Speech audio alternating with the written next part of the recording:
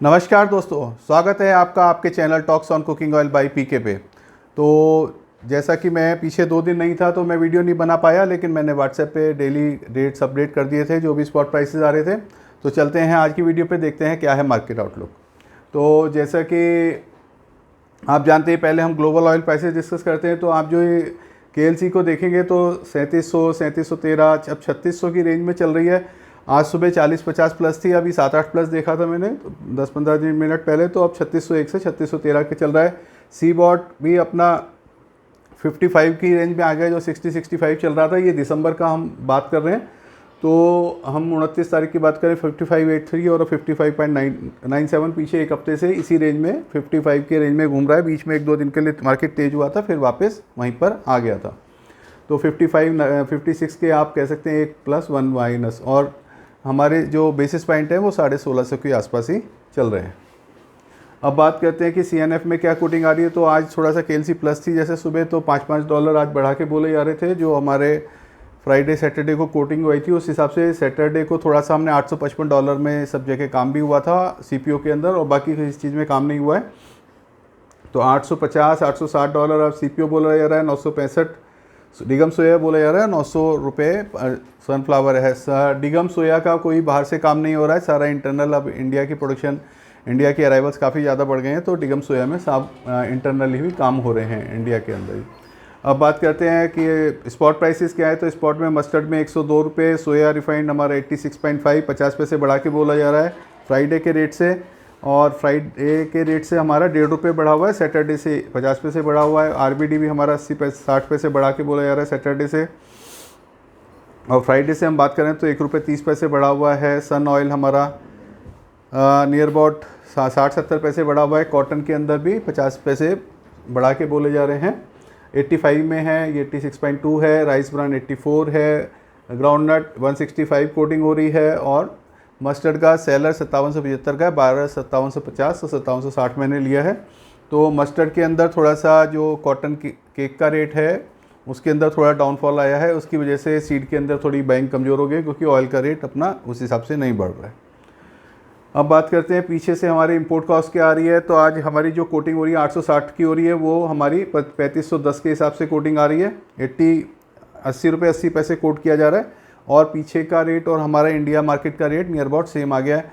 तो जो रीसेल में चल रहा था, जो नीचे रेट के माल थे, सब खत्म हो गए। अगर पीछे से माल खरीदेंगे तभी बिकेगा। तो परसों 855 में सेल हुई थी, अब 860 बोला जा रहा है। उसी हिसाब से 80 रुपये 80 पैसे यहाँ कोटिंग आ रही है। सोया के अंदर हमारे जो पीछे से कोटिंग आ रही है $965 से 89 आ रही है, जबकि यहाँ 86.50 बिक रहा है, 86.5 रुपये बिक रहा है। तो उसकी कोटिंग 38-40 के हिसाब से आ रही है। और 900 ये हमारा 86 रुपये 20 पैसे बिक रहा है, इसकी कोटिंग 95.3, इसमें पैरिटी है। जबकि सोया कीन का जैसे मैंने बताया हमारा अपना ऑयल शुरू हो गया है, अपनी अराइवल शुरू हो गया है, उस हिसाब से काम चल रहे हैं। अब हम बात करते हैं कंज्यूमर पैक की। तो कंज्यूमर पैक का हमारा 15 kg टीन का GST पेड सोया पामोलिन का रेट 1460, सोया रिफाइंड का 1550 और मस्टर्ड कच्ची घानी 1773 आज के स्पॉट रेट के हिसाब से रेट आ रहे हैं। इसमें 2 रुपये किलो का हमने मार्जिन और डिपो का खर्चा और फ्रेट लिया हुआ है। और अगर ट्रॉली में लेंगे तो ये 2 रुपये लीटर 2 रुपये किलो कम हो जाएगा, 30 रुपये टीन हमारा यहाँ कम पड़ेगा। दिल्ली यूपी हरियाणा के रेट होते हैं इसमें हमारा। राजस्थान के लिए हम 15 और गुजरात के लिए 25 रुपये कम कर सकते हैं। अब बात करते हैं पीछे 48 आवर्स या 66 आवर्स में क्या क्या डेवलपमेंट्स है, तो वो थोड़ा डिस्कस कर लेते हैं।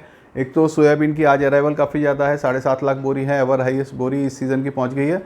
मौसम जो है काफ़ी ज़्यादा अनुकूल बना हुआ है, सब जगह क्रॉप जल्दी जल्दी पक रही है और किसान की मंडियों में आवक सब जगह बढ़ रही है, महाराष्ट्र हो चाहे MP हो और चाहे राजस्थान हो। अब बात करते हैं मस्टर्ड की अराइवल भी काफ़ी बढ़ी हुई है, 4 लाख बोरी आ रही हैं। उसी के हिसाब से मस्टर्ड पे भी थोड़ा प्रेशर देखा, उसकी वजह से मस्टर्ड रेट गिरे हुए हैं और कॉक केक के रेट भी थोड़े से डाउन आए हैं। सोयाबीन न्यू क्रॉप हमारी सोपा की एक मीटिंग थी, उसके अंदर 118.80 लाख का 119 लाख कह सकते हैं आप, उसके अंदर हम और 26 लाख का कैरी फॉरवर्ड दिया है।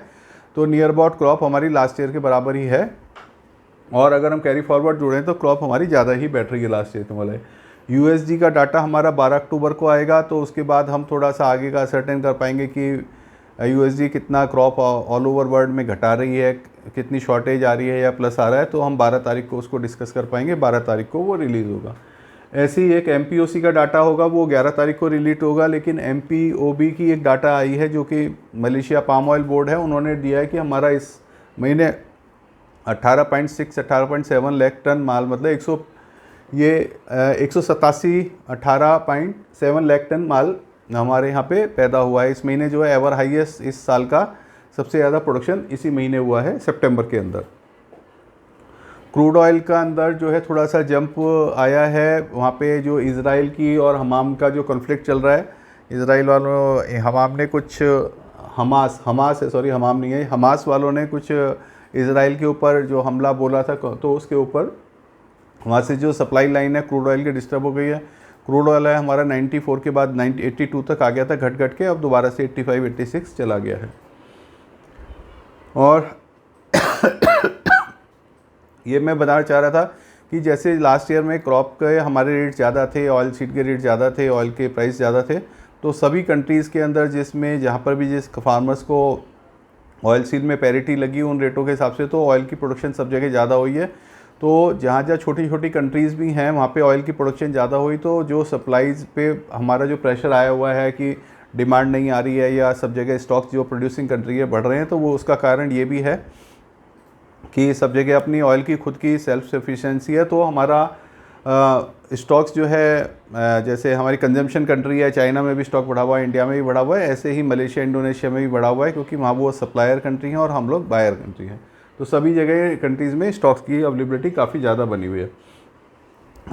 रशिया और ब्राज़ील का रेगुलर प्रेशर है, वो उनके पास अच्छी कटाई चल रही है, जो अपनी हार्वेस्टिंग अच्छी हो रही है, तो उस हिसाब से उनका सन ऑयल के ऊपर प्रेशर बना हुआ है। $890-900 में रेगुलर वो लोग सैलरी में बने हुए हैं। इसके हिसाब से भी सोयाबीन पे काफ़ी बड़ा प्रेशर आया हुआ है और पाम पे आया हुआ है।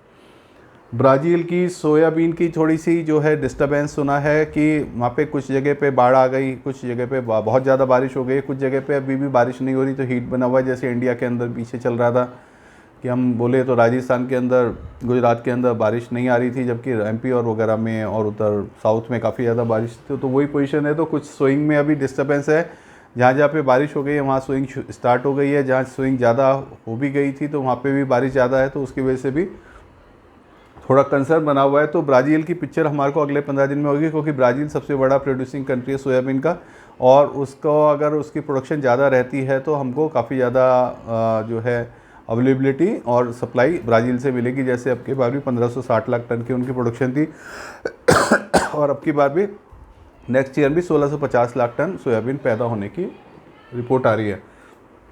अर्जेंटीना के अंदर ये रिपोर्ट आ रही है कि कुछ कॉर्न का एरिया और जो दूसरी क्रॉप है वहाँ सन ऑयल का एरिया सोया सीड में डाइवर्ट हो सकता है, क्योंकि थोड़ी सी हीट ज़्यादा थी तो थोड़ा क्रॉप डिले हो गई है।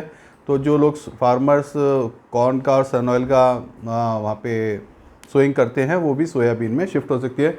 तो इस साल हमारी नियर 500 लाख टन की क्रॉप की हम अर्जेंटीना में उम्मीद कर रहे हैं। जहाँ हमारी ओपिनियन की बात है तो आज का हमारा जो मेन हेडिंग भी था कि वायदा बाज़ार ऊपर जाए नीचे जाए, क्या होगा कोई यह बताए। तो अब यह है कि मार्केट हम डेली सुबह देखा, आज KLC 50-60 प्लस चली गई, 2-4-5 दिन भी पहले भी KLC डेली अप जाती है फिर नीचे आ जाती है, क्योंकि मैंने आपको पहले भी बताया है कि KLC जो है बिल्कुल मार्केट के अलाइन चलती है। तो जैसे ही वहाँ पे रेट्स KLC प्लस होती है तो वहाँ पे सेलिंग जो अपने प्लांट्स वाले हैं वो हेज करने के लिए KLC को वहाँ पे सेल कर देते हैं, और उसकी वजह से KLC पे प्रेशर बना रहता है। और जब इंडिया की बाइंग जाती है, जैसे हमने परसों 855 में कुछ बाइंग यहाँ से गई या और देशों से भी बाइंग गई होगी, तो वो लोग फिर अपने KLC को अपना बाई बैक करते हैं, तो उस हिसाब से KLC थोड़ी ऊपर हो जाती है। तो लेकिन मार्केट ऊपर नीचे जाते हुए अभी हमें कोई ज़्यादा तेज़ी में नहीं आना चाहिए। प्रेशर मार्केट पे बना हुआ है। ऑयल की सप्लाई इंडोनेशिया मलेशिया का हमारा डाटा 11 तारीख को आ जाएगा, 12 तारीख को USD का डाटा आ जाएगा, तो हमें उनको 1-2 दिन और देना चाहिए कि 11-12 तक देख के हम पूरी पिक्चर बना के ही काम करें। जितना, जैसा कि मैं पीछे 1 हफ्ते से बोल रहा हूँ, जितनी आपकी रिक्वायरमेंट है उतने हिसाब से ट्रेडिंग के हिसाब से काम करें। अभी लॉन्ग होने का टाइम नहीं है।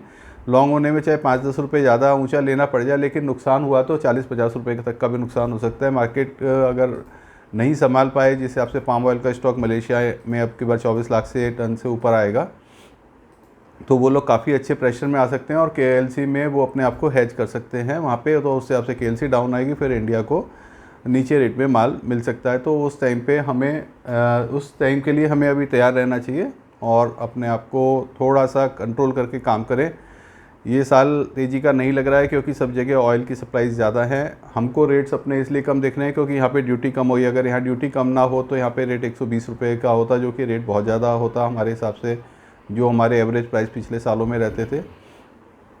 तो उस हिसाब से आप इस चीज़ को समझें कि रेट्स हमारे ज़्यादा हैं, ये ना समझें रेट कम है। हमारी जो एक एलसी 2200, 2300, 2400 की रेंज में चलती थी, अभी वो 3600, 3800, 3700 की रेंज में चल रही है, तो वो भी ज़्यादा बढ़ी हुई है। तो जो हमारा CVWatt जो 23-30 की रेंज में चलता था कोरोना से पहले, 30, 31, 32, वो अब 60 की रेंज में चल रहा है, तो वो भी बढ़ा हुआ है। तो उस हिसाब से इन सब के अंदर थोड़ा करेक्शंस अभी आ सकता है। इस चीज़ को समझते हुए काम को बिल्कुल कंट्रोल में करें। फेस्टिवल का टाइम है, काम भी करना पड़ेगा, माल भी परचेज़ करना पड़ेगा, वो आप करिए अपने मार्केट के हिसाब से, लेकिन कोई भी पोजीशन लॉन्ग की ना लें। तो इसी के साथ मैं अपनी वीडियो ख़त्म करते हैं, फिर कल की रिपोर्ट में क्या है वो आपको बताते हैं। और तब तक के लिए आप इसे लाइक करें, शेयर करें और कमेंट करें। Thank you.